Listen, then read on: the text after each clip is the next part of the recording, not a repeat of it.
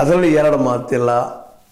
ಸರ್ಕಾರದ ಅಭಿಪ್ರಾಯದಲ್ಲಿ ಹೇಳುವಂಥದ್ದು, ಅವ್ರು ಕೊಟ್ಟಂಥ ಅಂಕಿ ಅಂಶಗಳನ್ನ ಹೇಳುವಂಥದ್ದು ಏನಪ್ಪ ಅಂದ್ರೆ, ಮನಮೋಹನ್ ಸಿಂಗ್ರು ಬಿಟ್ಟು ಹೋಗ್ಬಂದು ನಮಗೆ 54 ಲಕ್ಷ ಕೋಟಿ ರೂಪಾಯಿ ಸಾಲ ಬಿಟ್ಟು ಹೋಗಿದ್ರು.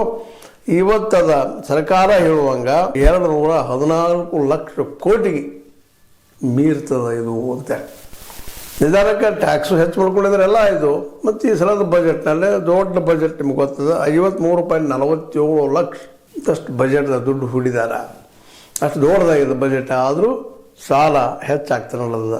ಈಗಾಗಲೇ UN ಈ ಹಿಂದೆ IMF ಹಿಂದೆ ಹೇಳಿತ್ತು, ಇಲ್ಲ 135 ಲಕ್ಷ ಕೋಟಿಗೂ ಮೀರದ ಸಾಲ ಅಂತೆ.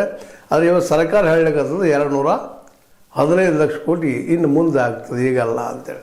ಈಗ 188 ಲಕ್ಷ ಕೋಟಿ ರೂಪಾಯಿ ಸಾಲದಂತ ಒಪ್ಕೊಳ್ತದೆ. ಅಂದರೆ ಸಾಲ ದಿನದ ದಿನಕ್ಕೆ ಹೆಚ್ಚಾಗ್ತಾ ಇದೆ ವಿನಃ ಅದು ಕಡಿಮೆ ಆಗ್ತಾ ಇಲ್ಲ. ನಾವು ನಮ್ಮ ದುಡಿದಿದ್ದೇನೆ, ನಾವು ದುಡಿದು ಏನು ಟ್ಯಾಕ್ಸ್ ಕಳಿತೀವಲ್ಲ ಅದರಲ್ಲಿಯೇ 20% ಬರೀ ಬಡ್ಡಿಗೆ ಹೋಗಿಬಿಡ್ತದೆ ರೊಕ್ಕ. 100 ರೂಪಾಯಿದಲ್ಲಿ 20 ರೂಪಾಯಿ ಬಡ್ಡಿಗೆ ಹೋಗಿಬಿಡ್ತದೆ. ಉಳಿದು ಒದ್ದಾಟ ನಾವು ಮಾಡಬೇಕಾದ್ರೆ ಬದುಕು ಮಾಡಬೇಕು ಅನ್ನುವಂಥ ಕಹಿ ಸತ್ಯವನ್ನು ಹೇಳ್ತಾ ಇದ್ದಾರೆ. ಇನ್ನು ಉಳಿದಂತೆ ಜಿ ರಾಮ್ಜಿಗಿರ್ಬೋದು, ಮತ್ತು ಕೃಷಿಗಿರ್ಬೋದು, ಅದೇ ಕಾಲಕ್ಕೆ ಕೃಷಿಗಿರ್ಬೋದು,